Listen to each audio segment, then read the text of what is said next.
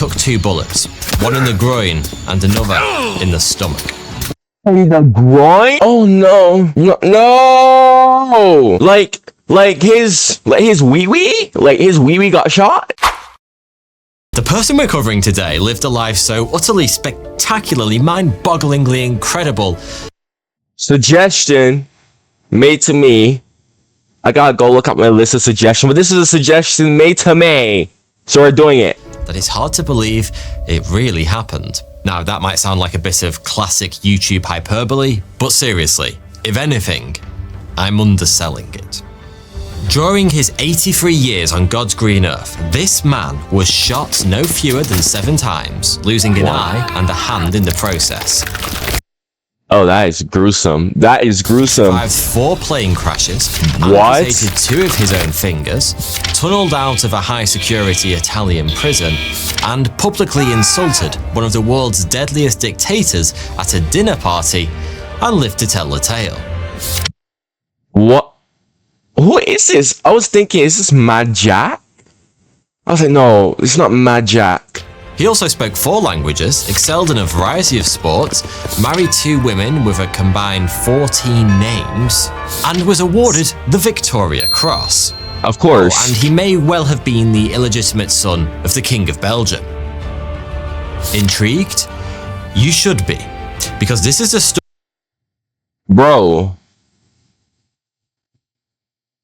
Okay, now I'm actually interested. Story of the soldier who couldn't be killed, the aristocrat who charmed European high society, the diplomat who changed the course of the Second World War, and quite possibly the laddiest lad to ever lad the earth. This is the story of Sir Adrien Carton de Vouillard. Adrien Carton that's a very interesting name. Is that French? Odoo is an all-in-one management software that provides entrepreneurs with a range. I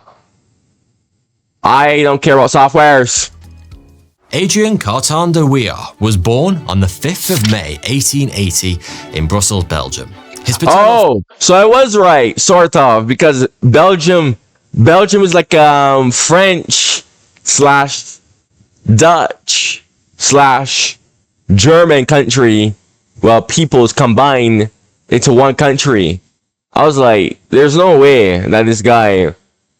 Because when I look at his story, I was like, this is probably like some English guy. They're usually like, it's usually like the English who have like the wildest stories to tell, or like someone who's like or like an Anglophone person, you know. But okay. Family were Belgian aristocrats, his father being a knight of the Belgian Legion. Though rumours at the time of his birth suggested Adrien may actually have been the illegitimate son of King Leopold II of Belgium. Whether or not he really was every fantasy author's favourite kind of character, a royal bastard, we'll likely never know. But the very fact it was even... What are the details on that? I want to know the details on that. ...suggested gives you a pretty good idea of the kinds of circles his family moved in. As does the fact that his first cousin Henry would become the Prime Minister of Belgium in 1920. The de Vouillards moved around a lot during Adrien's childhood, eventually settling in Egypt where his father practiced law. At the age of 11, Adrien was shipped off to boarding school in southern England, but he was never a great student. It wasn't so much that he didn't have the brains, more that he simply wasn't interested in academia. Bro, that is so real. That is so freaking real, dude. That was literally me back in high school. It's like I had the capabilities to actually like be like, oh, straight A's, look at me, straight A's.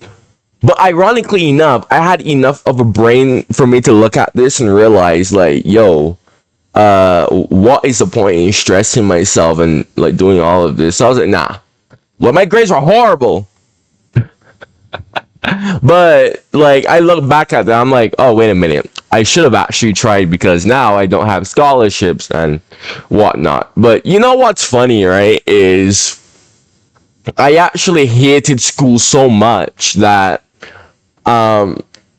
I eventually just decided to just be put on online school where I Googled everything. Dude, had I never did that, I would have never had a YouTube channel. Like I would have never had a YouTube channel. And this is why I say, like, I have the brains, because this is like 7 months ago. I look back at it and I realized, I'm like, wait a minute. I'm Googling all the time. This is so easy. And I have all this time. Why don't I go and actually revive my channel in the process, so that when I'm done with school, which I am done with school, I'll actually have an audience by that point, so that when I do enter into college and whatnot, because I'm not going to college this year. I have a plan, because like I said, jumping straight into college, bad idea. Well, unless you have a plan, but I have my own personal plan. But still, this is the point. Is this is relatable? Okay, this is so relatable. Okay, so he loved the great outdoors and anything remotely resembling physical exercise. Oh, and by the way, this is not me saying go be an entrepreneur, guys. My YouTube channel is not my main thing. Okay, my YouTube channel is literally just a side thing. Like, it is monetized, yes, but guys, I'm gonna be honest with you. I only make like $1 per day, so from ads. I don't have anything else. I don't have like sponsors. I don't have affiliate links. I don't have none of that. I think my channel isn't that big yet for any of that stuff. So no. And so instead of studying, he focused his efforts on various sporting activities, captaining both the cricket and football teams, and cricket. The British West Indies, or the English Caribbean, we just call ourselves the West Indies. We used to be the best cricketers in the world, man. I don't know. I haven't been looking at cricket too much ever since I moved to America. Man, I gotta watch cricket. I haven't watched cricket in years since I moved to America. Individual awards in tennis, squash, and billiards. In most schools, such sporting excellence would have meant guaranteed status as one of the cool kids, but that wasn't the case for Adrian. Despite his near flawless English, he was still very much a foreigner in an English boarding school, which is about the most English place imaginable. Some things, like the rules of a soggy biscuit, just can't be understood by outsiders. Still, Adrian made it through school unscathed, and despite his unimpressive academic achievements, his connections saw him ultimately go on to study law at Oxford. But not even studying at one of the most prestigious universities in the world could convince him to stay indoors and read books. Spending a vast... Okay, yeah. Okay, I know the personality of this guy. I clocked this guy's personality already. Like, yeah. You know the saying that the people who make A's and B's usually end up working for the people who make C's and D's? Yeah. Because when you're actually smart, right? And you wouldn't be able to understand this unless you're truly smart. And this is not me glazing myself here, no. School is a good way to be financially comfortable, but it's not always just, secure. But it's still a good way. But when you're truly smart, you'll eventually realize that, wait a minute, no, I could do much better than this. And eventually they do. So let's see. The vast majority of his time either playing sports or getting drunk, his academic performance nosedived. And after failing his end-of-year exams in his first year, he was already looking for a way out. That way out presented itself in 1899 with the outbreak of the Second Boer War. Like many young men before him, Adrian had always been fascinated with a kind of romanticized version of the armed services, and he quickly resolved to drop out of university and enlist. There was, however, one small problem with that plan. Actually, there were three. One, his father wanted him to become a lawyer and would never sanction such a drastic career change. Two, he wasn't old enough to enlist. And 3, fighting in the British Army was going to be somewhat tricky in light of the fact that he wasn't actually British. In the end, he overcame all of these obstacles by simply signing up in secret under a false, slightly older and significantly more British identity. Before the year was... And this was possible? What? They didn't ask for his birth certificate or anything like that? What in the world? How? What? No! I'm confused now. He signed it under... Dude, when you have a death certificate, everyone's gonna have a death certificate when they die. Did they not have death certificates, or how? I don't think he should have been able to pull that off. I mean, he did pull it off. I don't know. Maybe the system in Britain was just not good. So, or he bribed them. So I don't know. I heard that was a thing too. Trooper Cotton, as he called himself, was on his way to South Africa to fight. Nobody knew it at the time, but one of the most remarkable military careers in history had just begun.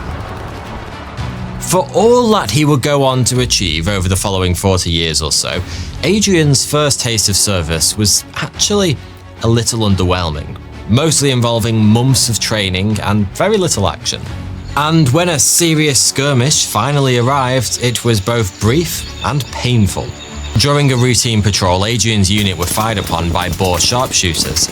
He took 2 bullets, one in the groin and another in the stomach. In the groin? Oh no. No! Like his wee-wee? Like his wee-wee got shot? Oh nah. How? No. I would not wish that. Actually, I would wish that upon my worst enemy. Never mind.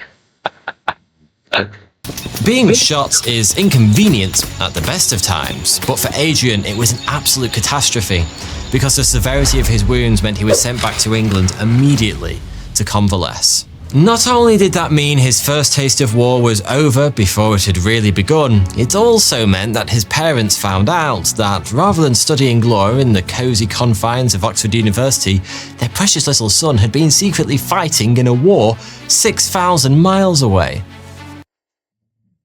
Bro, my question is, how is he alive? He got shot in the stomach.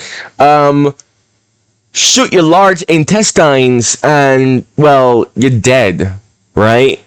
That's usually why a shot to the stomach. Although a shot to the stomach... No, actually no. A shot to the stomach is actually quite bad because, yeah, your large intestines will, rip that apart. Yeah, you're dead. Yeah, no. I'm not, no. Like a shot to the chest actually is much better. I know that, that's actually standard protocol for police officers in America, at least. You know, because American police officers, always got guns. Kind of a foreign concept to European police officers, but I heard that it's standard protocol for police officers in America to shoot at the chest because, well, that's the safest part, to shoot at someone without killing them, so even though the human body's fragile, so... But Adrian's brief soldierly stint had taught him something extremely important about warfare. He absolutely bloody loved it. After a long stay in a luxurious hospital on Park Lane in London that would become very familiar to him in the coming decades, he visited his father in Cairo to beg for permission to become a soldier full-time. After much deliberation, his father agreed, and the rest is history. The Second Boer War came to a close in 1902, at which point Adrian was transferred to India, but I gotta react to that. The Boer Wars, I gotta react to that. When he arrived, he was bitterly disappointed by a distinct lack of enemies to fight. He did see some limited action, but most of his time was spent playing various sports, especially pig sticking. In case you aren't familiar with the noble sport of pig sticking, it's an extremely complex and technical sport in which players stick spears into pigs. Yeah, that's not great, is it? After India, Adrian returned to Britain, and with pitifully few wars to get involved in at the time, he took the opportunity to get a bit of life admin done. In 1907, he formally became a British citizen by swearing the Oath of Allegiance to Edward VII. And the following year, he got married to Countess Frederica Maria, Carolina, Henrietta, Rosa, Sabina, Franziska, Fugger von Babenhausen. Despite having a name that reads like a... You know what? It's German. I'm not, like, German, no. Actually, yeah, German and Russian, their words are just, sometimes, like, it can be so unholy long. It's, ugh. A lyric from Mambo No. 5. Countess Frederica was apparently just one person, and the two were married in 1908. By the way, one of those frankly ridiculous number of names, Fugger, might be familiar to you. The House of Fugger is a German banking dynasty that dominated European business in the 15th and 16th centuries. One of its many famous sons was Jacob Fugger, considered by some historians to have been the richest man who ever lived. What? Really? Because Mansa Musa is also considered to be the richest man who ever lived by a lot of historians as well. Jacob Fugger. Interesting. I might have to check out this guy. Huh. How have I never heard of this guy? In other words, Adrien Carton de Wiart may have shunned his aristocratic roots to become a soldier, but in marrying a Fugger, he proved that he still moved in influential circles. I don't know, some mother Fuggers get all the luck. Adrien was either completely unromantic or intensely private. In later life, he wrote an autobiography, and neither of the two women he ultimately married even gets a name check. Maybe he was worried about exceeding his word count with all of those names. Despite his status as a newlywed, Adrien had zero intention of settling down into a nice, quiet family life. Instead, spending the majority of his time playing polo and travelling around the various great houses of Europe, where he hunted, fished, and dined with local nobility. Now, look, guys. I don't want to be that guy, but I'm gonna be that guy. How much you want to bet that his wife was committing adultery? How much you want to bet? How much you want to bet? I'm just saying, bro. Like, I don't know, man. Maybe. Oh man, you know what? I'm not even gonna get into. I'm not even gonna get into that, man. But this life of leisure came to an abrupt end in 1914 when he received some rather bad news. The economy in Egypt had taken a hit and his father had gone bankrupt. Up until this point, Adrien had essentially been a kind of Edwardian-era trust fund kid, living off of the family fortune. He'd become a soldier not to make some fast cash, but for the simple reason that he loved it. But with the magic money tree no longer producing its fat green leaves, soldiering suddenly represented the only way he had of putting food on the table. And so... You know, let me tell y'all a story, right? And I don't really care if y'all don't believe me. I could have been a rich kid, right? I could have been a rich kid. I'm not gonna get into the details, but I could have been a rich kid.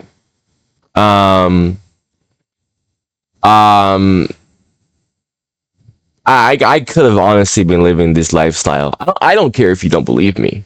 But things happen, and unfortunately, you know, I'm not gonna say who, but that person, you know, they just lost it all. Well, yeah, they lost it all. They lost everything. You know. And because of that, and funny enough, when they did lose everything, that was when I was born. So I'm 19, so literally like right around the time that I was born, they lost everything. And because of that,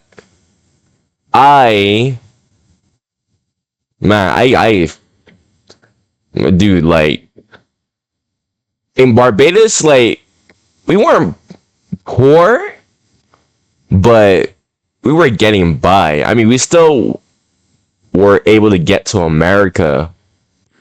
And like, even now, it's like, we're getting by, I'm like I have money in my bank account, but I'm just saying, like, I'm like your average folk now. So, it's wild because every time I see these stories of all these people who are like rich kids living off their parents, I always like wonder to myself, I'm like, damn, I wonder how my personality would be if I grew up in that type of lifestyle. I'm like, will my personality really be the personality? Because a lot of y'all like my reactions because of my personality, right? But my personality, like, if you knew, like, my life, my personality is, like, the result of everything that happened in my life, Like, that's how I ended up liking history, being very interested in discussing history, all that. But anyways, all I'm saying is, it's interesting, all right. It's interesting. I could have been living like this, but I don't know. Maybe I will find a way for myself in the future, and I don't know. He sold off most of his possessions, grabbed the nearest newspaper, and set about trying to find himself a war to fight in.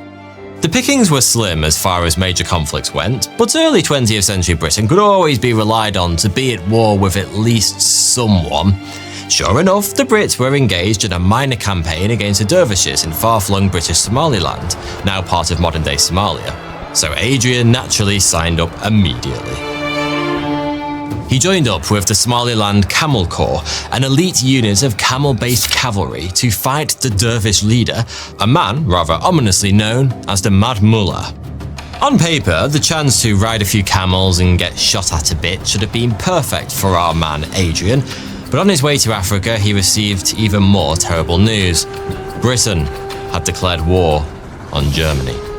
Now, when I say that this was terrible news, I don't mean that Adrian was devastated to hear of the outbreak of the First World War. No, he was just absolutely gutted for the simple reason that he was already on his way to Somaliland and he wasn't going to be a part of it. In his own words, he felt like he was playing in a village cricket match instead of a test.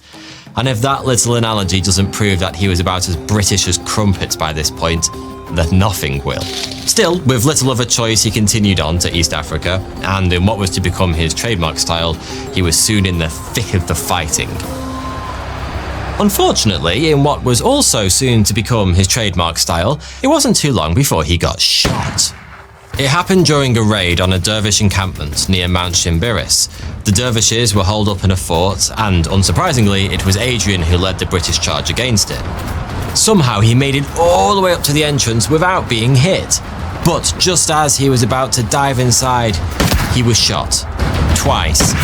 In the face. Bloody hell! That is a bloody hell. Freaking hell.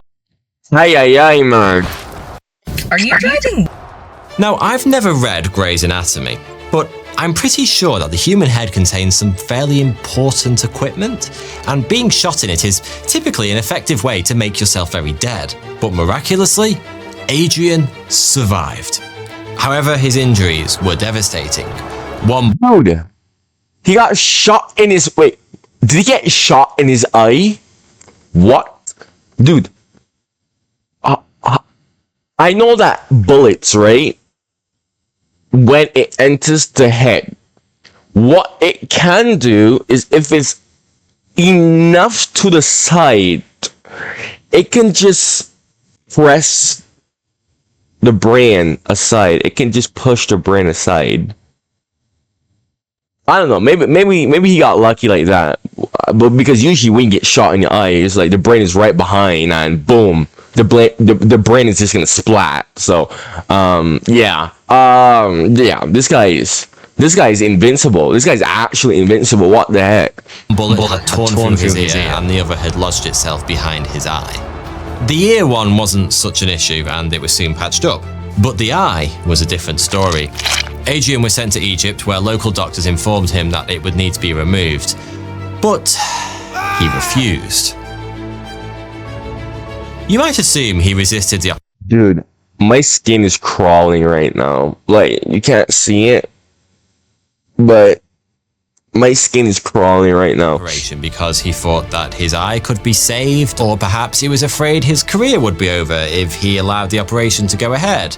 But no, that wasn't it. His reasons were more batshit insane. You see, he'd realised that if he refused the operation, he would be sent back to England. And if he was sent back to England, he'd have half a chance of getting involved where the real fighting was happening, the battlefields of the First World War. Wow. This guy, bro. Plan, bonkers though it was, worked perfectly. Adrian was put on a ship back to England, and soon afterwards he found himself in the very same Park Lane hospital where he'd been treated during the Second Boer War. But the doctors there had exactly the same opinion as the ones in Egypt. The eye was going to have to come out. Fast. This time, Adrian agreed. For 99.9999999% of human beings, this would be where the story ends. You don't need to be Rambo's optometrist to know that fully functioning eyes are a fairly important asset for a soldier. But Adrien Corton de Wiart wasn't most human beings. In fact, I'm not convinced he was human at all. Because just 4 weeks after having his left eye plucked out with the medical equivalent of an ice cream scoop, he rocked up at... Oh, I was not ready for that. Oh, yo, I was not ready for that. Oh, yo. Dude. Like, this is like World War One, dude. Didn't they have anesthetic at this point, even in his infancy, right? Oh, dude, I thought that they were gonna give him numbing before the. Oh god, dude. Oh man, dude. Holy. Wow. Thank God I did not eat before I watched this video. I'm gonna eat after I watch this video. the evaluation board requesting permission to be sent to the front lines in France. At first, the board flatly refused, but Adrian was prepared to get down on his knees and beg if he had to. And eventually, the board gave in, on one condition: that he have a glass eye fitted. Adrian agreed immediately, and soon enough he was passed fit for service. The glass eye didn't last long though. Rumour has it he threw it out of the window of his taxi home after meeting the medical board. He would never wear a glass eye again, instead favouring an eye patch that gave him the look of a military pirate. In February 1915, just over a month after having his eye removed, Adrian arrived in France at the so-called Western Front, where he quickly discovered that, contrary to popular belief, things weren't very quiet at all. In fact, over the following 3 years, he would be involved in many of the biggest and bloodiest battles in human history, including the battles of the Somme, Passchendaele, Cambrai, Arras, and the Second Battle of Ypres. You probably won't be surprised to hear that during these various scraps, Adrian took more than a few bullets and suffered multiple devastating injuries. He was shot through the skull and ankle at the Somme, he took a bullet to the hip at Passchendaele, another in the ankle at Cambrai, and one through the ear at Arras. Another one through his ear? Bro, speaking of ear, right? Dude, I just watched a TikTok a few days ago that literally said, you can go open up someone's hip, well, legs, actually, take a piece of their bone, carve it into the shit of an ear, okay? Leave it in, I forgot where, but I think they have to put it somewhere else in the leg. Then it'll grow blood vessels. And then you could, put it back on the person's ear. It'll be like a functioning human ear. Oh my gosh, the human body is something else. After almost all of these injuries, Adrian found himself back in the hospital on Park Lane that was fast becoming something of a second home to him. By the end of the First World War, staff at the hospital had begun keeping a room reserved for him on the top floor, even going as far as to have a set of monogrammed silk pajamas made for him. It's wild. Dude, I was thinking to myself, like, yeah, these people definitely have to know who this guy is. Like, I can imagine how the medical staff are thinking to themselves, like, is this guy not gonna die yet? Like, is he not gonna get shot dead yet? You know?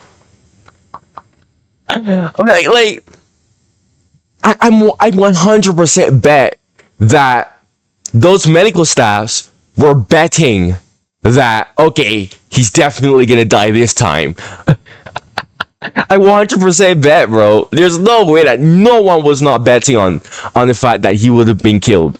No way. Various wounds were, the worst injury he suffered in the First World War was actually the first. In the summer of 1915, during the Second Battle of Ypres, he was shot through the hand. The bullet tore through his palm, leaving 2 fingers hanging on by a few scraps of flesh. Okay. Now, God, that's... Oh my gosh, my fingers hurt. Oh gosh. Ugh, my left hand is like... Ugh, my left hand. I can feel the pain. Oh my gosh. Okay, so I was gonna say though, his fingers still are alive. Funny enough, right? As long as the skin has, it could be the smallest bit of tissue, as long as it's still connected to the rest of your body, it's still alive. So what would I do in that situation? Get out of there immediately and try to save my fingers, because you can easily, if you're careful, just simply, it's literally like a puzzle. Like, you can just like put it back, just, reconnect it, leave it there, put some ice on it, and it'll heal. It might feel numb, but you won't lose a finger. So, let's see what he does though. When field doctors refused to remove the dangling digits, Adrian took matters into his own hands, literally, and tore... No, Adrian! Adrian, no! The few doctors could have easily... Oh, Adrian! This is not smart. You know what? This is such an oxymoron right now. Because at the start of this video, I was saying that this guy is smart, but oh, dude, this is such an oxymoron. Or the fingers off himself. He did not have to spend most of he did not need to do that. the rest of 1915 in the hospital at Park Lane, where doctors carried out a series of operations with hopes of saving the hand, but ultimately it was all in vain, and the hand was amputated in December. Being the absolute nutjob that he was, Adrian refused to go under general anaesthetic, staying awake throughout the entire operation, breathing nitrous oxide, otherwise known as laughing gas. I should probably point out that when... At this point, all my shock value is... It's just like, my shock levels are just so drained that at this point I'm like, oh, okay, that's just how he is. When he wasn't doing his best Terminator impression, Adrian Corton Nuillard was actually a pretty remarkable soldier. Before the First World War was over, he'd been promoted to Major and had become something of a living legend, famed throughout the armed forces for his remarkable bravery and unwavering enthusiasm to put himself in the thick of the fighting whenever he got the chance. For most people, the end of the First World War was a blessed relief, but Adrian was genuinely disappointed to have to go home. I think he said it best in what is probably his most famous quote: When summing up the conflict, during which he lost his hand and was shot 5 times, all he had to say was this: "Frankly, I enjoyed the war." Like I said, the man wasn't human. Okay. The That's all? interwar years That's all he said? Okay. involved fewer bullets, but in many ways, they were no less eventful than the war-torn ones. Now, I've said it before, and I'll say it again. Everyone in the past seems to have known each other, and Adrian added some more evidence to that theory by bumping into his fair share of important historical figures over the years. After the war ended, he was tasked with leading the British military mission to Poland, a diplomatic program set up to help the newly formed Second Polish Republic fight off the combined post-war threats of the Soviets, the Ukrainians, the Lithuanians, and the Czechs. During that time, he worked closely with a Catholic called Achille Ratti. That name might not be familiar to you, but the one he adopted 3 years later probably will be: Pope Pius XI. Adrian's time in Poland was I knew that guy. Dude, I was literally about to say, dude, this guy looks familiar. Why does this guy have a familiar vibe to him? And then he said, damn, like, there it is. between diplomatic and frontline duties, but nevertheless, he still managed to have his fair share of mishaps. And being the man he was, those mishaps almost invariably involved some kind of mortal peril. He survived a plane crash, fought off an attack on a supply train from a Soviet cavalry force, got locked up in a Lithuanian prison, and he got himself involved in at least one duel, though admittedly he was only the second of one of the duelists. Incidentally, his opposite number, the other second, turned out to be a chap called Carl Gustav Emil Mannerheim. More than 20 The GOAT! The GOAT! The GOAT from Finland, or of Finland. Well, of literally means the same as from. That's an interesting fact. Like, years later, Mannerheim would become the 6th president of Finland. Like I said, everyone in the past knew each other. The military mission to Poland was wound up in the early 1920s, and in 1923, at the age of 43, Adrian decided it was time to wind up his military career. In truth, he didn't really want to stop fighting, but he fell out with the British War Office over his next posting, and well, that was that.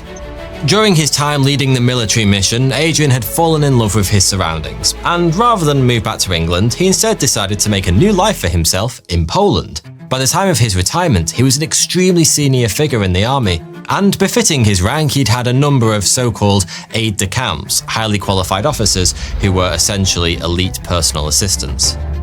One of them was a man named Karol Radziwiłł, who just so happened to be a Polish prince. During his time working under Adrian, Radziwiłł inherited a vast estate in the Pripyat marshes, which at the time were in Poland and today span the border of Ukraine and Belarus. On hearing that his old boss wanted to settle down in the local I could say something about that whole thing, but because this video isn't really about Poland or Ukraine or Belarus, I'm gonna save that for one of those videos instead. area, young Prince Radziwiłł offered him a handsome house on an island in the middle of the estate. When Adrian inquired as to how much the rent on this princely property would be, the prince merely laughed. There would be no rent. The house was a gift.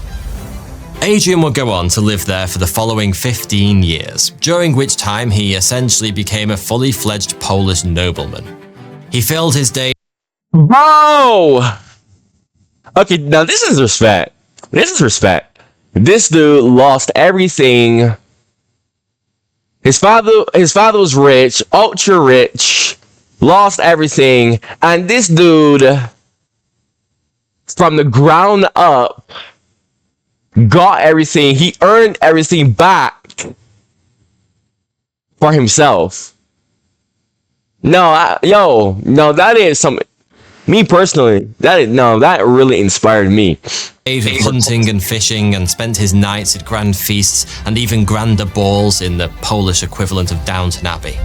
For an outdoorsman with a love of guns, it was paradise. And had history not intervened, Adrian would very likely have spent the rest of his life there. But as the 1920s rolled into the 30s, a big black cloud was gathering in nearby Germany. and that cloud's name was Adolf. In July 1939, Adrian received a phone call out of the blue from the British War Office, summoning him back to Blighty. Like James Bond in No Time to Die, the grizzled old veteran was being called out of retirement to help face a new threat. Soon enough, he was back in his old job as head of the British military mission in Poland. But he wouldn't be there for long. Just 2 months later, Hitler invaded Poland from the west, and 2 weeks after that, the Soviets invaded from the east. Adrian only just made it out alive. He pulled everyone from the British military mission out of the country a few days after the Germans invaded. But during the evacuation, Luftwaffe planes strafed a convoy, killing the wife of one of his men. Oh no. Oh no. Over the following couple of years, he served in both Norway and Northern Ireland. And despite the fact that he was pushing 60 at this point, he still saw plenty of action. Look, bro, let me tell you something right now, okay? The average human lifespan is 76 years old, okay? If you're in your early 60s, bro, and you live your life, because a lot of people don't understand this, right? The way how you live your life now is going to determine your future. Now, that should be common sense, right?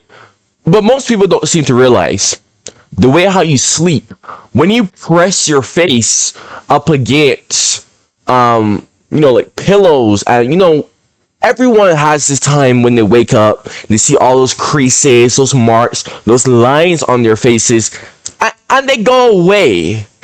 Guys, as we age, if you don't correct those habits, and even I have to correct those habits myself, eventually what's going to happen is your face is going to just sag, right? You stay in the sun too long, right? It's not going to hurt you now, but as you age, those rays in the sun, it's gonna affect your face, right? You don't work out, and I'm not one of those like gym rat morons who says, "Oh, gym is life." No. Guys, you don't work out, your bones and your muscles are gonna shrink, literally like shrink. There's plenty of studies that show this. So it is more than possible to be in your 60s and still kicking it. It's more than possible. And the food that you eat, right? So no, it's more than possible. It's more than possible, bro. I believe that people should be able to live their life like kicking it until they hit 60. When they reach 70 years old and and they're not able to do it anymore, that's fine, bro. I mean, your life is mostly done anyway, so that's fine. But those people who are like 30 years old, 40 years old, and they look horrible, they look like their whole life is already over, what are you doing? Frankly speaking. Oh my gosh, but this is not really crazy to me at all. I mean, and if you pay attention to his habits, right? I mean, he's always outdoors. He's always hunting. So he's constantly exercising, working out, and he's definitely eating good food. So again, it's not really insane to me that he's 60 years old and he's able to be kicking, right? So no.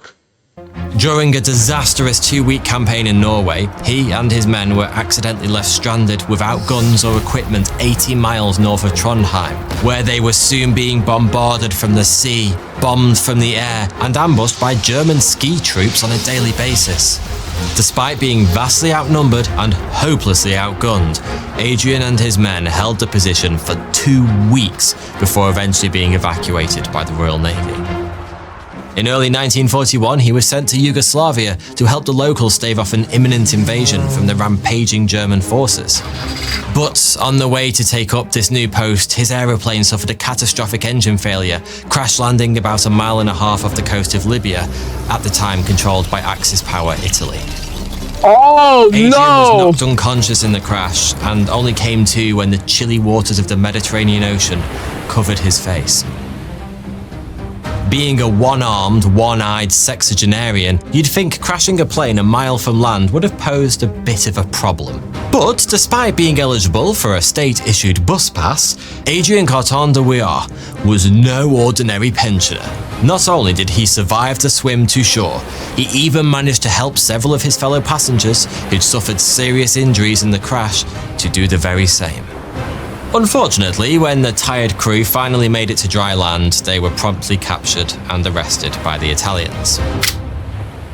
I'm going to go out on a limb here and guess that Adrien was the only 60-year-old British Belgian with one hand and one eye in the entire army at the time. So it probably shouldn't come as much of a shock that the Italians soon realised who he was.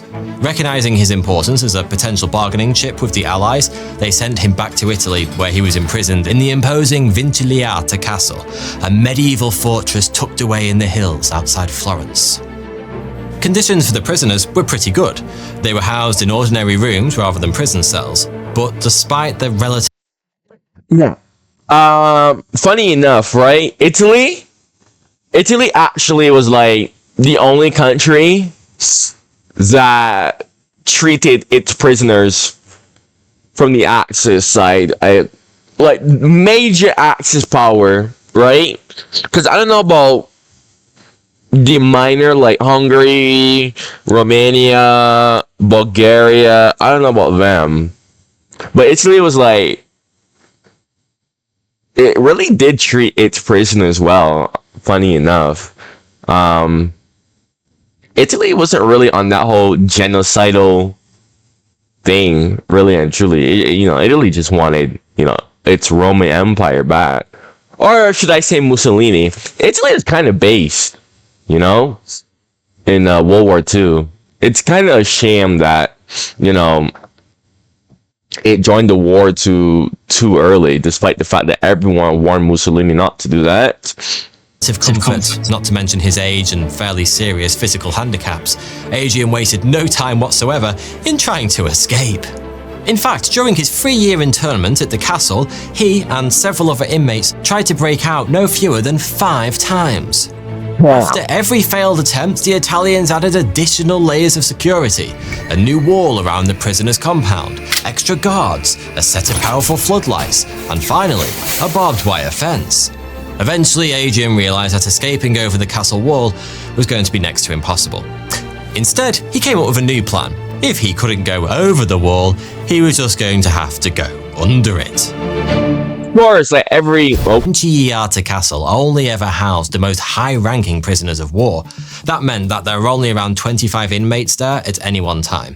But it also meant that those inmates were some of the brightest military minds that the Allies had to offer. And the 5th and final escape plan they came up with was pure brilliance. Food from the castle's kitchens was brought up to the prisoners every day by way of a small lift. The lift was only ever used at meal times. The rest of the day and night, it sat unused on the ground floor. In that position, the prisoners discovered that they were able to drop down the lift shaft on top of the lift, and from there they had access to a section of wall that was completely invisible to the guards. Who needs Rita Hayworth? As luck would have it, this hidden section of wall backed onto a disused chapel that had been completely sealed off from the outside. The perfect place to dig a tunnel. Only 6 men, Adrien included, planned to actually escape, but almost all of the inmates helped out with the plan. Some chipped in with the digging itself, whilst others kept watch, ringing a small bell if they saw any guards approaching. Others still were in charge of distraction tactics. For obvious reasons, the prisoners had no access to proper tools, so most of the digging was done with a couple of broken kitchen knives and a pilfered crowbar. Dude, I always imagine myself in a situation like this.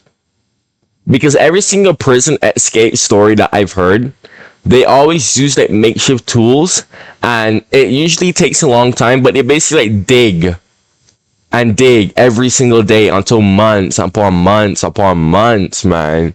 Usually like more than half a year that they're able to escape. I'm like, huh. Even in like prisons where it's like an actual prison, you know what I mean? They're still able to do. I don't know. I doubt. I doubt this is something like this will be possible today. Frankly speaking, I don't know. I don't know what prisons are like now today, so... The crowbar in particular was very loud, so the prisoners would make as much noise as possible whenever it was being used. They chopped wood, made random repairs to things that weren't broken, and even chased the castle's hens around the courtyard to get them clucking.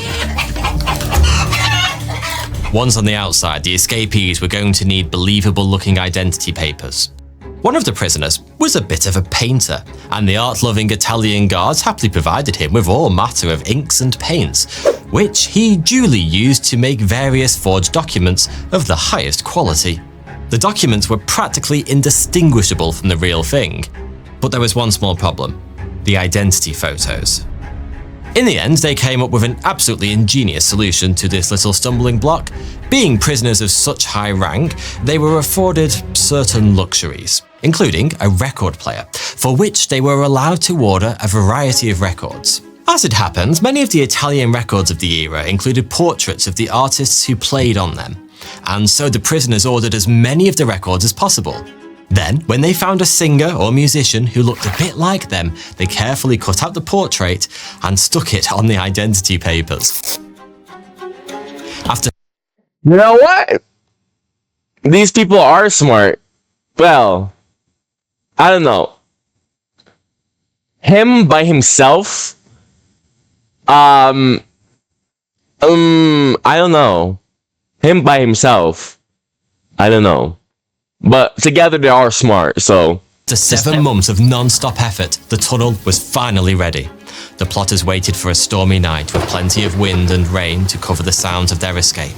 Then they made their move, leaving crude dummies in their beds in case the guards happened to check in on them. 20 minutes later, they were free. The escapees split into groups of 2 and headed in different directions to increase their chances of someone getting away safely. 4 of the 6 headed to nearby train stations, hoping to make a quick getaway before the alarm was raised. But Adrian didn't dare take public transport. He was about as distinctive looking as it was possible to be, and he thought it was too dangerous to risk public spaces.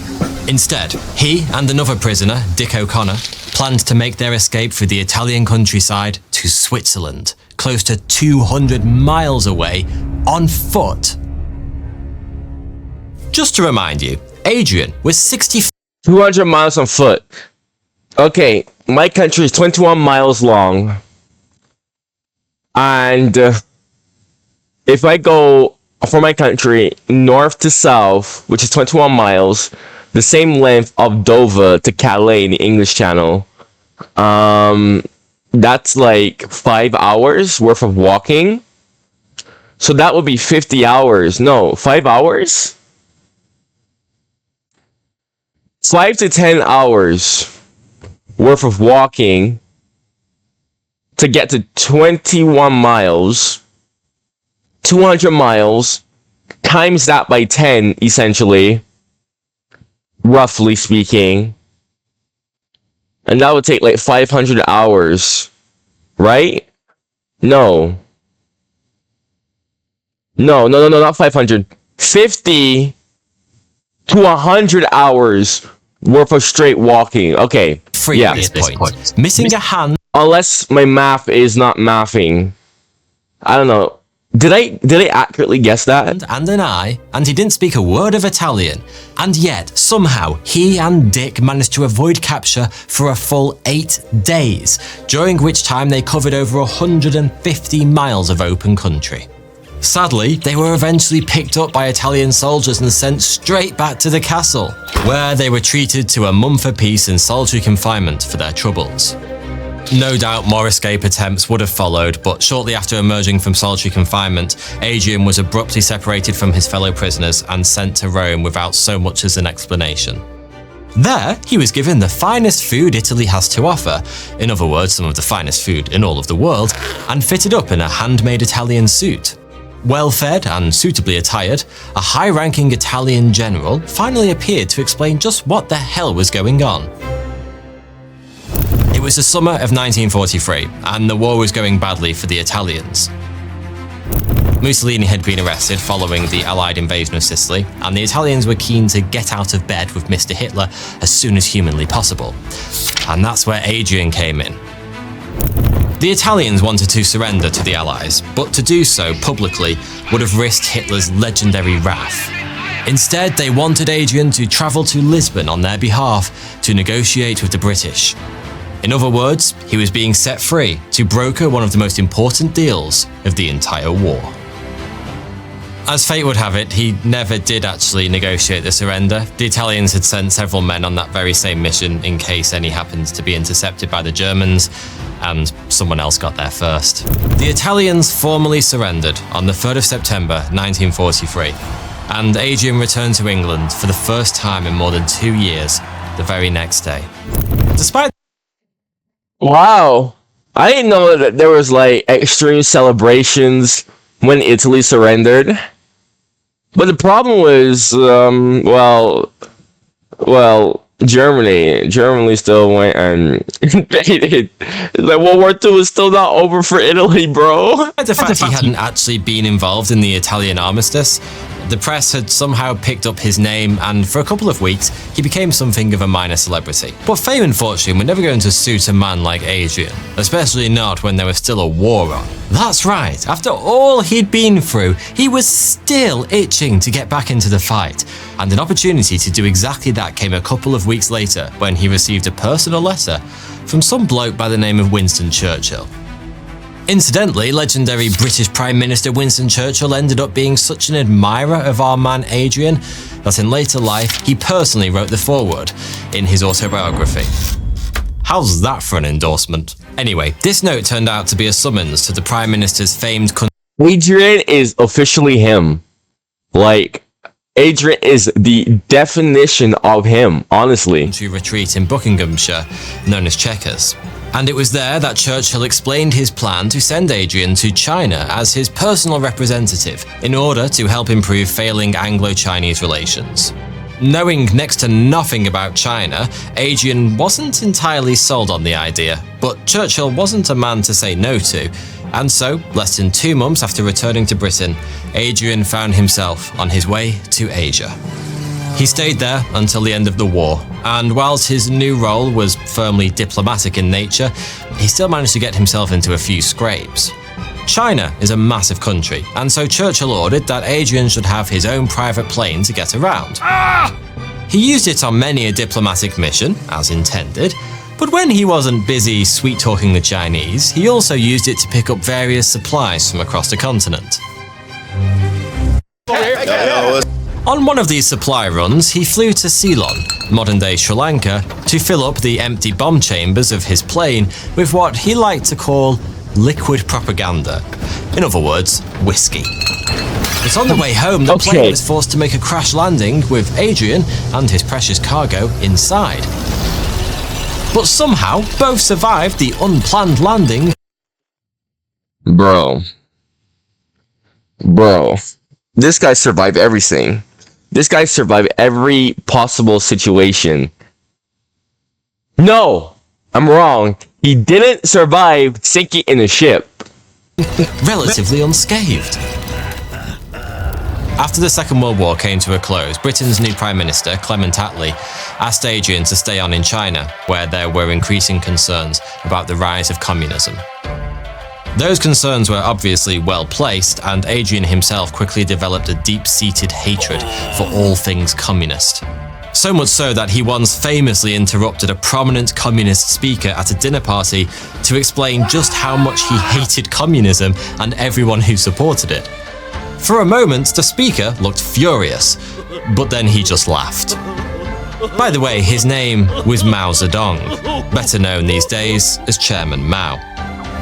I'm telling you. Yo! This dude. Wait. Chairman Mao? Wait. I don't think Mao was in power yet at this time, right? Yeah, Mao. No, the Chinese Civil War wasn't over yet. No. Okay, so he was lucky. All the important people in the past knew each other. 2 years after the end of the Second World War, at the age of 67, Adrien Carton de Wiart retired for the second and final time. His wife? Remember her? Yeah, me neither. Well, she passed away. I did not remember her either, bro. Listen, oh yeah, this guy has a wife. I even forgot what I said about her earlier in this video. 2 years later in 1949. 2 years after that, at the age of 71, he married again, this time to a woman called Ruth Myrtle Muriel Joan McKechnie. Yeah, I think he must have had a name fetish or something. Considering everything he went through in life, it's a minor miracle that Adrian made it to old age. But that's exactly what happened. He and his new wife settled down in Southern Ireland, not far from Cork. Again, we don't really know all that much about his personal life during those final years, but we do know that he didn't meet his maker until 1963, when he was 83 years of age.